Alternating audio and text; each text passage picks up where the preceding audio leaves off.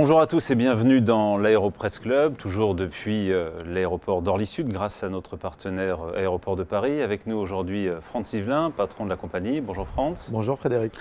Alors vous êtes patron donc de la compagnie qui exploite aujourd'hui deux Boeing 757 équipés d'une unique classe affaires de 74 sièges entre Paris et New York, mais également entre Londres et New York, à des prix en moyenne 2 fois moins chers que la concurrence. Compagnie que vous avez lancée en juillet 2014 avec une importante levée de fonds, à l'époque un peu plus de 30 millions d'euros. Alors un an et demi plus tard, est-ce que vous avez tout dépensé ? Alors, la compagnie, qui est une compagnie aérienne régulière française, est soumise aux mêmes critères d'évaluation et de surveillance que toutes les autres compagnies aériennes régulières du pays, ce qui veut dire que si on avait tout dépensé, je ne serais probablement pas devant vous. Donc la compagnie se porte bien, elle se développe et l'ensemble de nos actionnaires nous ont permis de poursuivre ce développement avec, comme vous l'avez rappelé, une deuxième machine qui est arrivée en avril 2015, puisque nous avons ouvert Londres-New York après avoir ouvert Paris-New York. Ça, c'était en juillet 2014. Et nous travaillons, comme je l'ai annoncé il y a quelques jours, d'ores et déjà sur une troisième machine. Et on avait entrepris des discussions avec Boeing et avec Airbus pour des avions de nouvelle génération que nous espérons pouvoir annoncer dans les prochains mois. Mais la concurrence entre les deux fabricants d'avions est rude. Et je dois avouer que les deux produits que l'on regarde particulièrement, que sont le 321 Neo d'une part et le 37-9 Max d'autre part, présentent tous les deux des avantages important. Alors ce que vous dites se porte bien, vous gagnez de l'argent ou pas encore ? Alors, toute honnêteté avec vous, la route Paris-New York est-elle à l'équilibre depuis quelques mois. Alors, c'est celle qu'on a lancée en premier, donc il nous a fallu quasiment un an pour en arriver là. Mais aujourd'hui, la route Paris-New York se porte très bien. Nous sommes satisfaits des résultats sur cette route. La route Londres-New York, que l'on a ouverte en avril 2015, fin avril 2015, qu'on a donc réellement commencé à opérer en mai 2015, elle est légèrement en deçà encore en matière de résultats de la route Paris-New York, mais c'est tout à fait naturel puisqu'il lui faut quelques mois pour atteindre un niveau d'équilibre. Donc nous espérons atteindre cet équilibre un peu avant l'été 2016, donc d'ici à quelques mois. Je dois avouer d'ailleurs que depuis plusieurs mois, nous avons assisté à une montée en puissance de cette route de Londres assez intéressante et qui nous satisfait. Vous exploitez aujourd'hui des Boeing 757, ce n'est pas l'avion le plus moderne de la flotte de Boeing, c'est un avion qui consomme, même si les vôtres sont relativement récents. Aujourd'hui, avec un baril aux alentours de 30 $, ça vous sauve, ça vous aide énormément. La donne serait tout à fait différente avec un baril à 100 $. 3 éléments de réponse. Le premier, sur l'appareil en lui-même. À date, aujourd'hui, le Boeing 757-200, qui plus est équipé de moteur Rolls-Royce à 3 étages, je ne vais pas rentrer dans les détails techniques. Donc il y a des idées reçues. Voilà, équipé avec des winglets, est aujourd'hui le monocouloir le plus performant au monde. Boeing en a fabriqué à peu près 1000. Là-dessus, vous devez avoir 96 ou 97% de ces avions qui sont en service aujourd'hui. Performance, on ne parle pas de consommation. Les nôtres sont les plus récents sortis des chaînes de Boeing. Nos appareils datent des années 2000. Donc la compagnie exploite les 757 les plus récents sur le territoire français de toutes les compagnies aériennes qui peuvent les exploiter. Ça, c'est un premier élément de réponse. Le deuxième élément de réponse, c'est que cet appareil en matière de consommation est extrêmement efficace. Nous avons entre Paris et New York, de par la masse à laquelle nous opérons aujourd'hui, la consommation de carburant sur le transatlantique qui doit être la plus faible qui existe aujourd'hui entre Paris et New York et entre New York et Paris. Troisième élément, les appareils susceptibles de pouvoir améliorer à la fois la consommation de carburant et donc l'empreinte écologique sur cette route en monocouloir, il n'y en a que deux. Il y a le 737-9 MAX de chez Boeing et il y a la 321 Neo de chez Airbus. Soyons honnêtes, vous êtes en train de regarder. Le 737-9 MAX n'a pas encore fait son premier vol et le 321 Neo l'a fait il y a 15 jours. Donc à ce titre, on est évidemment en lice pour très vite pouvoir faire un choix qui viendra dans un premier temps renforcer notre flotte, mais qui ensuite progressivement permettra de retirer le 757 au profit de ces appareils de nouvelle génération. À l'instar de bon nombre d'autres compagnies aériennes, nous prévoyons de continuer, de poursuivre l'exploitation du 757 pendant encore plusieurs années. C'est un appareil qui nous donne entière satisfaction et qui, peut-être à contrario de ce que vous avez dit, Frédéric Beniada, est un appareil extrêmement performant et qui consomme très, très peu. Je n'ai pas dit qu'il n'était pas performant, j'ai dit qu'il consommait plus que les autres. Il ne consomme pas plus que les autres dans l'absolu. Certains gros avions ou très gros avions ramenés au nombre de passagers peuvent consommer moins. C'est le cas de la 380. Mais ces appareils ont un désavantage considérable qui est celui qu'il faut les remplir toute l'année. Donc ce sont des appareils qui seraient bien trop gros et qui ne correspondent pas à notre philosophie de gros jet privé à tarif abordable, comme vous l'avez rappelé. Enfin, le dernier élément de votre question initiale qui concernait le prix du carburant, je pense qu'à l'instar de toutes les compagnies aériennes du monde, nous préférons voir le carburant à 30 $ que de le voir à 70 ou de le voir à 100 $. Ou à 100 $. Il y a quelques années, dans une autre vie, j'ai connu le carburant à 147 $ le baril. Donc on voit bien qu'il y a eu une évolution. Cette évolution, elle permet aux compagnies aériennes et donc aux passagers de continuer à profiter de prix bas. Je vais vous donner un exemple très concret. Quand nous avons lancé la compagnie, c'était donc en juillet 2014, nous avions des tarifs d'attaque qui étaient à 1 000 € TTC, l'aller-retour, par personne en classe affaires, puisque comme vous l'avez rappelé, nous ne faisons que ça. Du premier au dernier rang, nous n'avons que de la classe affaires, nous sommes monoproduits et monoservices. Et donc nous avons eu, la semaine dernière encore, des promos à 1 000 € l'aller-retour. Donc l'impact pour le passager, il est qu'en l'espace de 3 années ou 2 années et demie, nous n'avons pas augmenté nos tarifs et nous n'avons pas répercuté les autres hausses, puisque là où le carburant, et vous avez raison de le rappeler, a baissé, les coûts aéroportuaires de votre partenaire Aéroport de Paris, mais je vous rassure, de l'autre côté de la Manche ou de l'autre côté de l'Atlantique, c'est pareil, eh bien ces coûts ont continué à augmenter de la même façon que nous sommes en France et l'ensemble des coûts, et c'est pareil aux États-Unis ou en Angleterre, ont également continué à évoluer, que ce soit les pièces détachées des avions, les services de maintenance, les services aéroportuaires au sens large, les redevances que l'on paye au-dessus de l'Atlantique ou pour voler au-dessus de l'Europe, eh bien tous ces services ont augmenté et comme je viens de vous l'expliquer, nous n'avons pas impacté de hausse puisque cette hausse des autres éléments qui rentrent en ligne de compte ont été compensés par la baisse du carburant. Donc le passager s'y retrouve et est gagnant et je pense que la plupart des compagnies aériennes ont adopté la même logique. On l'a vu dans le passé, toutes les compagnies qui ont essayé de faire du low cost to business ont soit disparu, soit ont été contraintes de faire évoluer leur modèle à l'image d'Open Sky, enfin l'avion que vous aviez créé à l'époque qui est aujourd'hui en triclasse. Pourquoi vous réussiriez? Alors, 2 éléments de réponse. Déjà, ce que vous dites n'est pas tout à fait exact, puisqu'en l'occurrence, une des compagnies aériennes to business a été particulièrement successful, comme on dit en anglais, et a été revendue 78 millions € au groupe British Airways pour un investissement initial qui était de 52 millions €. Ça représente en un peu plus de 2 ans d'exploitation plus de 50% de profit. Je peux vous dire que toutes les autres compagnies ont disparu. Je connais assez peu d'entreprises qui ont ce type d'évolution, soyons honnêtes, assez extraordinaire. Ensuite, vous faites allusion à Open Skies, qui effectivement a été construite sur ce qu'était l'avion à l'origine.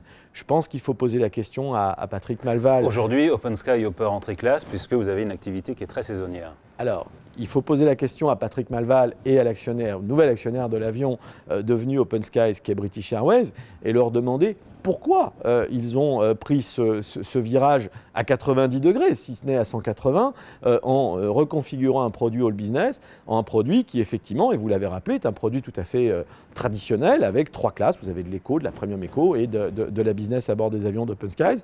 C'est une offre non seulement tout à fait respectable, mais qui effectivement n'a rien à voir avec ce que l'on fait aujourd'hui et à mon sens, assez éloigné de ce que faisait l'avion dans le passé. Soyons honnêtes, pourquoi est-ce que la compagnie réussit là où d'autres compagnies ont pu, et à l'instar d'une américaine et d'une européenne il y a quelques années, pas forcément réussir? Pourquoi la compagnie, elle, réussirait? C'est très simple. Je pense que nous avons les coûts de structure qui sont probablement les plus bas du marché actuellement. Nous n'avons pas de musée dédié à la compagnie en plein cœur du 7e arrondissement et fermé même au public. Mon salaire n'a absolument rien à voir avec celui d'Alexandre de Juniac, pour donner un exemple que tout le monde pourrait évaluer ou connaître. Les salaires de nos personnels navigants sont inférieurs à ce qui se pratique dans d'autres compagnies, y compris Open Skies. La productivité de nos personnels navigants est exemplaire. Je tiens d'ailleurs à les en remercier.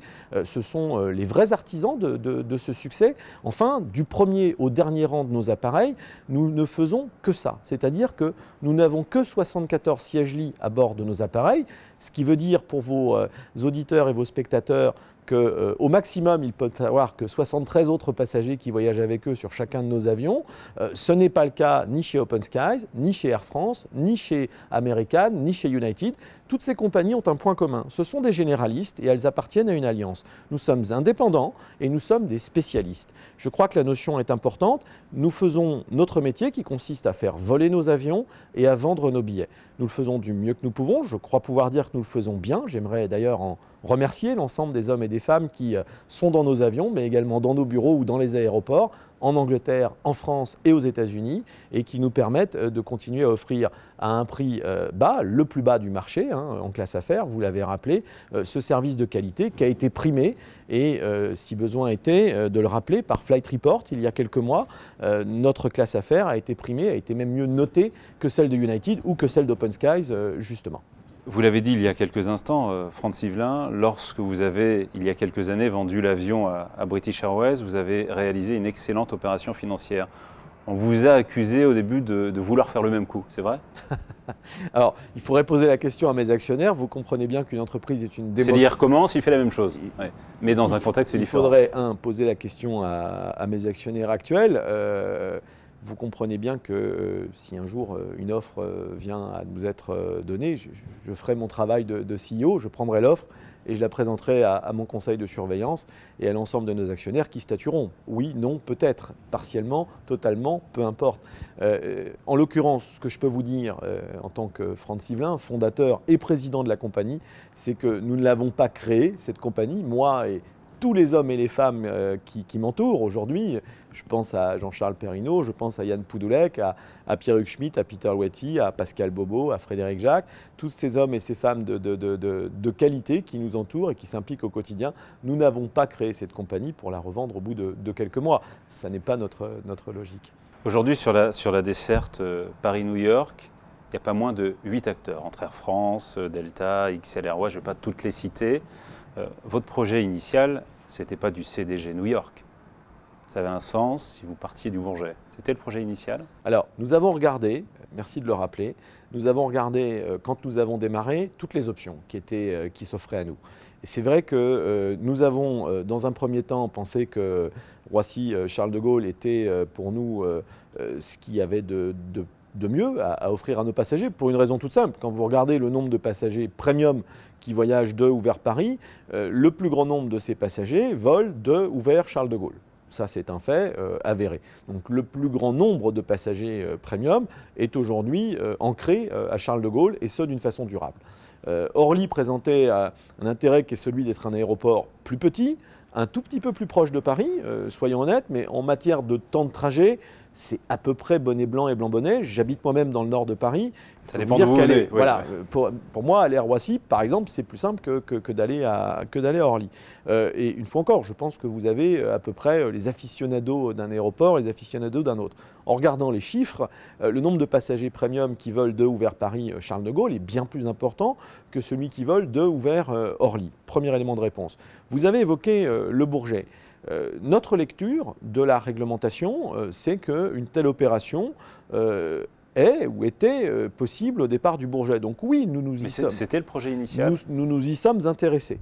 Nous nous y sommes Ce intéressés. n'était pas le projet initial? Nous avons regardé s'il était possible de pouvoir opérer du Bourget et on avait fait un classement, nous, en interne, si vous voulez, de se dire de quel aéroport est-ce qu'on souhaiterait partir. On était assez fans de Charles de Gaulle qui présentait un intérêt fort pour nous qui était celui de nous permettre de pouvoir grandir et de pouvoir se développer d'une façon sereine et pérenne. Bon. Nous avons également regardé l'aéroport du Bourget qui nous semblait être une bonne option. L'aviation civile est portée par son directeur général, Patrick Gandil, nous a fait comprendre que ce n'était pas quelque chose qu'il souhaitait voir mettre en œuvre. Je le regrette. Il s'y est opposé pour quelle raison? Il faudrait lui poser la question. Je crois qu'il a mis Qu'est-ce qu'il vous a dit?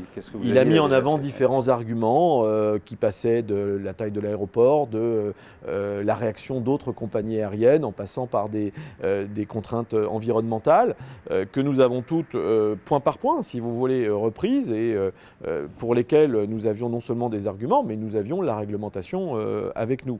Nous n'avons pas voulu insister trop lourdement sur cet aspect. Je crois que nous nous sommes trouvés à Charles de Gaulle, nous sommes installés au terminal 1, nous sommes satisfaits de l'accueil que nous a réservé Aéroport de Paris là-bas. J'ai simplement... avec le recul, je me dis que c'est peut-être dommage qu'on n'ait pas pu donner sa chance à cet aéroport qui était demandeur. Et je pense que si vous posiez la question à Aéroport de Paris et même à tout le tissu économique local de l'aéroport du Bourget, je me rappelle avoir rencontré tous les maires, le député, mais également le sénateur de ces circonscriptions et de l'environnement immédiat du Bourget aurait été particulièrement demandeur d'une telle liaison. Donc je ne peux que regretter que l'aviation civile n'ait pas voulu étudier plus avant, en tout cas, cette question. Nous avons bien sûr respecté son choix et nous sommes implantés à Charles de Gaulle. Nous avons toujours opéré de Charles de Gaulle, donc je n'ai aucun regret particulier à cet égard. Je réponds à votre question. Quelque part, c'était ouvrir la boîte de Pandore. Et est-ce que vous allez revenir à la charge ou pas? Poser la question sur l'aspect boîte de Pandore à Patrick Gandil et pas à moi. Alors répondez sur la deuxième partie de la question, vous allez revenir à la charge? Aujourd'hui, nous nous plaisons à Charles de Gaulle, nous y avons des perspectives de développement, nous y avons une volonté de nous y développer, et puis on va dire qu'avoir comme voisin de porte Singapour ou Qatar Airways, c'est aussi pour nous un élément fort en termes d'image de marque. Nos équipes sont habituées à Charles de Gaulle, c'est un aéroport qui est particulièrement bien équipé et nous n'avons pas de velléité particulière à quitter cet aéroport dans l'immédiat. On va voir prochainement un nouvel acteur débarquer entre Paris et New York, et la compagnie Norwegian qui va faire aussi du low cost long courrier. Aujourd'hui, le low cost long courrier a un avenir. On a dit pendant longtemps, le low cost, ça ne peut que fonctionner que sur du court courrier. Alors, je ne suis pas tout à fait d'accord avec votre dernière phrase. On gagne de l'argent, c'est l'heure de vol d'un avion est le même pour tout le monde. On va gagner sur les demi-tours. Je vais vous donner un exemple, celui que je connais le mieux, c'est celui de la compagnie. Nos avions à la compagnie tournent en moyenne 15 à 16 heures par jour. Donc c'est un taux d'utilisation qui est optimal. À l'instar de la compagnie que vous avez citée, qui s'appelle EasyJet, que j'aime beaucoup, que j'utilise, comme vous, comme beaucoup de nos concitoyens, de nos compatriotes, cette compagnie aérienne est aujourd'hui la deuxième compagnie aérienne française. Pourtant, elle est britannique. Elle est arrivée avec un modèle économique qui a bousculé les codes il y a maintenant une vingtaine d'années, à l'instar de Ryanair, à l'instar de Southwest aux États-Unis, à l'instar de Wizz Air en Europe de l'Est. Donc on voit que le transport aérien évolue, et il a évolué avec un modèle tout simple, ma foi, qui était celui effectivement d'avoir un seul produit. Du premier au dernier rang, vous n'avez qu'un seul produit sur les avions d'EasyJet.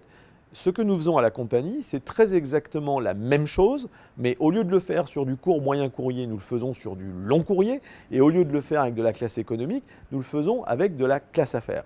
Mais l'essence même, soyons honnêtes, EasyJet et d'autres ont été une source d'inspiration pour ce modèle. Mais pour que ça marche sur du long courrier, il faut que les taux de remplissage soient extrêmement bons, au-delà de 80%. Non, pas au-delà de 80%. Au-delà de 80%. Le taux de remplissage. Je ne vous donnerai pas le chiffre exact. Le taux de remplissage pour que ça marche, c'est quoi? C'est un secret de fabrication, mais on va dire qu'entre 70 et 80%, nous sommes bien. On voit aujourd'hui inlassablement baisser la recette unitaire. C'est sur l'an dernier un peu aux alentours de 3%. Ça vous inquiète? Est-ce que vous allez pouvoir continuer, vous, à baisser constamment le prix des billets d'avion? Alors, comme je l'ai dit, nous n'avons pas observé ce phénomène. Alors en même temps, nous sommes jeunes, il faut rester humble, on n'a pas le recul. Enfin, la tendance est générale chez les grandes compagnies. On n'a pas le recul que peuvent avoir d'autres compagnies aériennes plus anciennes, plus ancrées dans le paysage aérien.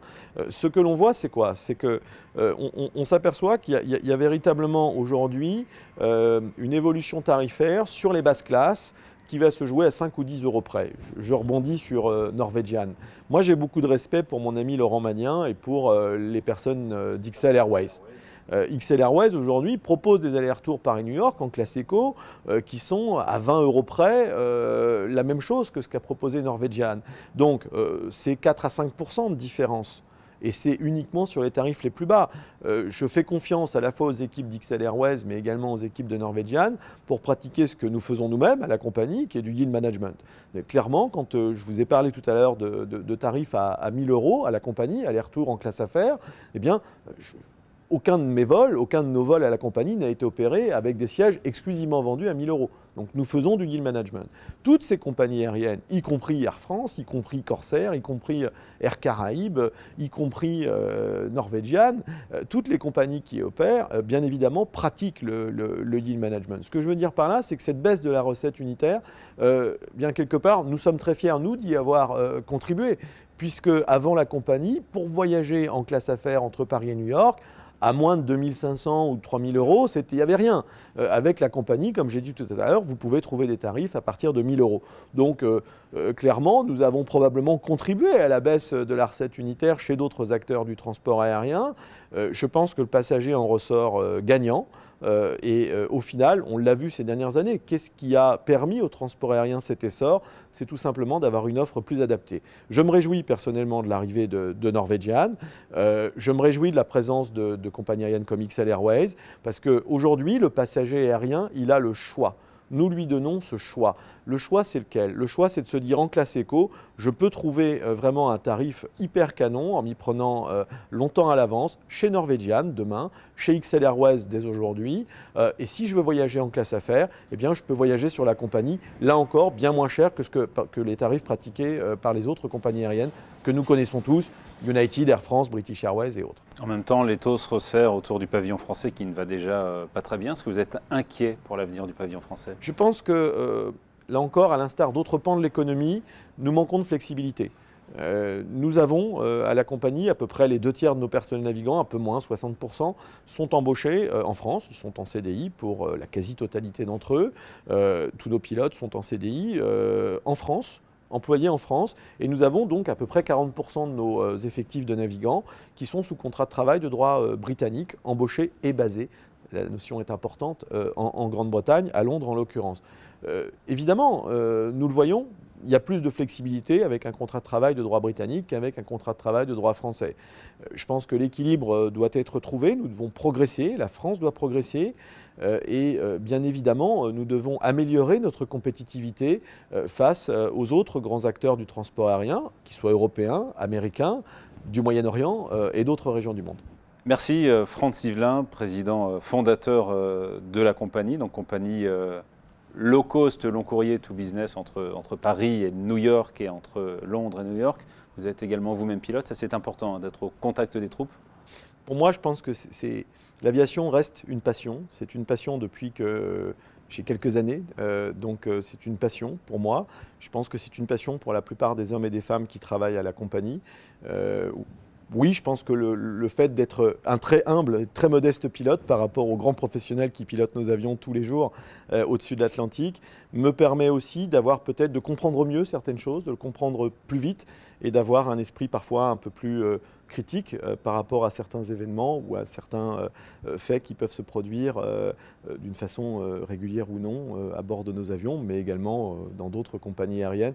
Je suis en tout cas très fier de partager cette passion avec la plupart des hommes et des femmes qui pilotent nos avions aujourd'hui. Voilà, parler le même langage. Franz Sivelin, patron de la compagnie. Merci. Merci à vous.